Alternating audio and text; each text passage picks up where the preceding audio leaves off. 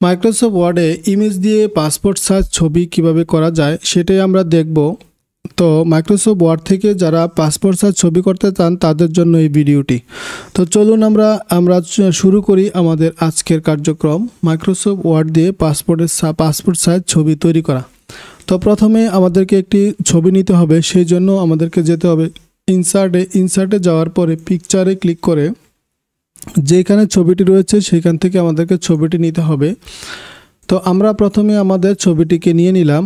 তো ছবিটি যেহেতু আমরা ছবিটি একটু ছোট করে নেই, যেহেতু অনেক বড় ছবি দেখা যাচ্ছে, ছবিটিকে ছোট করে নিয়ে যেন আমাদের কাজ করতে সুবিধা হয়।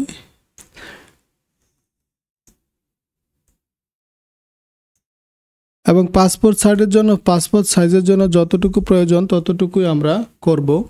সেজন্য ছবিটিকে যেন আমরা মুভ করতে পারি। দেখুন ছবিটি কিন্তু মুভ করা যায় না, সেই জন্য আমরা ছবিটিকে রাইট বাটন ক্লিক করব। রাইট বাটন ক্লিক করে ওয়ার্প টেক্সটে যাব। ওয়ার্প টেক্সটে গিয়ে আমাদের স্কোয়ার করে দিতে হবে। সেই ক্ষেত্রে আমাদের ছবিটি যেখানে খুশি সেখানে কিন্তু আমরা নিতে পারবো। তো ছবিটির যদি ব্যাকগ্রাউন্ড রিমুভ করতে হয় আপনারা অন্য ভিডিওতে দেখে নেবেন আমরা ছবির কিভাবে ব্যাকগ্রাউন্ড রিমুভ করেছি। এখন ছবিতে ডাবল ক্লিক করা হলো। ছবিতে ডাবল ক্লিক করার পরে আমরা এইখানে যদি কাটাকাটির প্রয়োজন হয় ক্রপে যাব। এই যে ক্রপে গিয়েও কিন্তু আমরা এখান থেকে ছবিগুলো কি করতে পারবো, কাটাকাটি করতে পারবো। অথবা আপনি যদি আরও অন্য কোনো রিসার্চ করতে চান, আপনার যদি জানা থাকে, রেশিও জানা থাকে যে আপনি কত বাই কত ছবি চাচ্ছেন, 2/3, অথবা আপনার যদি আরও জানা থাকে এটা কি 3/4, যেইভাবে আপনার যেটা দরকার আপনি কিন্তু সেইভাবে কিন্তু এটাকে করে নিতে পারবেন। তো আপনাকে, অথবা আপনি যদি ইঞ্চি জানা থাকে যে এই যে 2/2, 2/1, যেইভাবে প্রয়োজন আপনি কিন্তু এটাকে করে নিতে পারবেন। তো আমরা আশা করি বুঝতে পেরেছেন যে একটা ছবি কিভাবে কাটাকাটি করতে হবে। এখন ছবিটার চারপাশে আমরা একটা ব্যাকগ্রাউন্ড দিব, মানে একটা বর্ডার দিব। সেই ক্ষেত্রে আমরা ক্লিক করব। ক্লিক করার পরে আমাদেরকে পিকচার ফরম্যাটে চলে আসবে।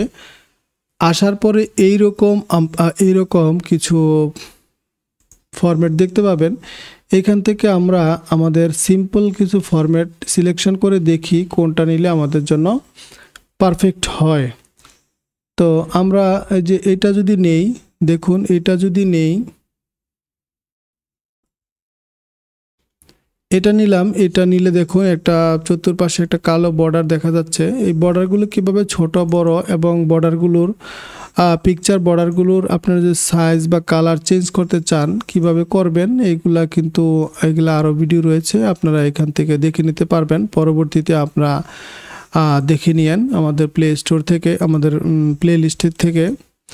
তো এখন এইটা থেকে আমরা কিভাবে ছবি তৈরি করব, আমরা এই যে প্রিন্টারের জন্য সেট করতে হলে আমাকে যেভাবে দরকার বাম দিক থেকে যাব। বাম দিকে যাওয়ার পরে আমরা এখানে এই যে কার্সর যেখানে দরকার সেখানে আনবো। এখানে কন্ট্রোল চেপে ধরবো। কন্ট্রোল চেপে ধরে আমরা কিন্তু আরেকটা ছবি এই পাশে বের করব। অর্থাৎ আমাদের এই যে যতটুকু দরকার অতটুকু আমরা কন্ট্রোল চেপে ধরে এতটুকু নিয়ে আসব।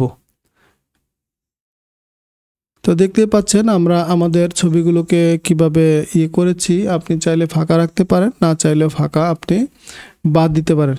এখন আপনি কন্ট্রোল ধরে ছবিগুলোকে আপনি সিলেকশন করতে পারেন, সবগুলো ছবি একসাথে সিলেকশন করতে পারেন। কন্ট্রোল ধরে আমি ছবিগুলোকে যদি সিলেকশন করি, আবার সিলেকশন করে নিলাম। এখন আমি একটা একটা করে নিচে আনতে পারি, অথবা গ্রুপ করে আনতে পারি। গ্রুপ করার জন্য আপনাকে ছবিগুলো কিন্তু একসাথে লাগাই দিতে হবে। যদি আমরা ছবিগুলো একসাথে মার্জ করে দেই, এই যে মার্জ করে দেই, সেই ক্ষেত্রে আপনার কন্ট্রোল চেপে ধরে আপনি ছবিগুলোকে সিলেকশন করে নিতে পারেন।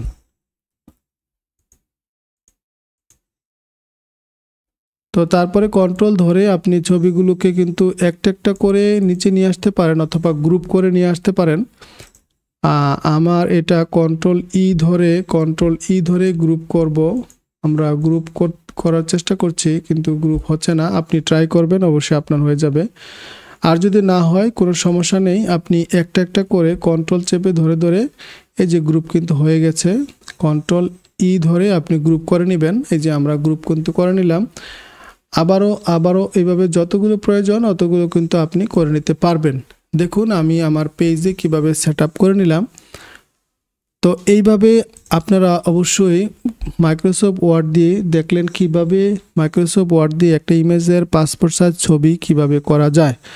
আশা করি আপনারা ভিডিওটি বুঝতে পেরেছেন। না বুঝতে পারলে ভিডিওটি কয়েকবার দেখবেন, তাহলে অবশ্যই বুঝতে পারবেন।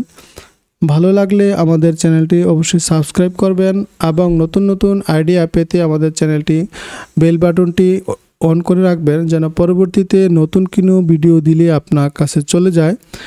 এবং ভিডিওগুলো বেশি বেশি করে শেয়ার করে দিবেন, যেন সকলে দেখে শিখতে পারে এবং নতুন নতুন আইডিয়াগুলো নিতে পারে।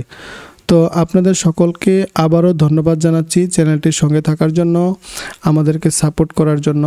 সবাইকে অসংখ্য ধন্যবাদ।